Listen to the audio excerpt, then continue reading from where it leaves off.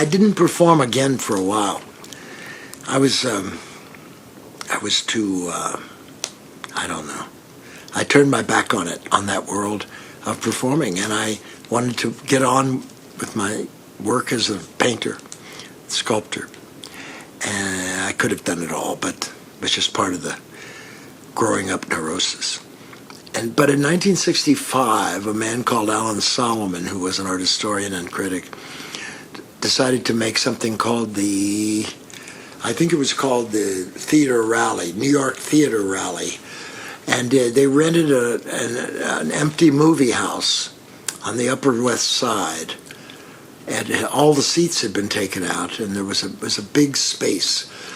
So there were dance performances in this theater rally. Oldenburg made something at a swimming pool that wasn't there, but it was nearby. Rauschenberg made a dance with some of Cunningham's dancers and other people.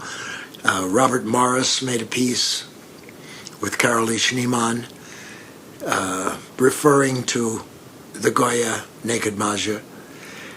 And my piece was called Natural History, then in parentheses, The Dreams. And natural history I was in the midst of a psychoanalysis and had written down my dreams for a year, and I edited them, and I made it into a long thing that lasted 30 minutes, I think, of me reading my dreams, but I had edited it into it was actually just a prose piece.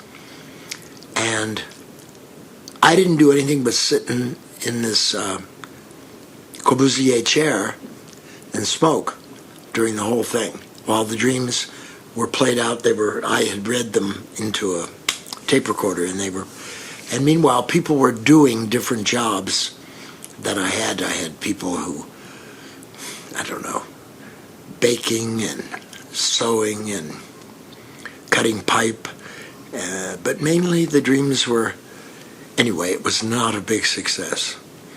People were quiet. Someone said it was a little too stolid, which meant boring.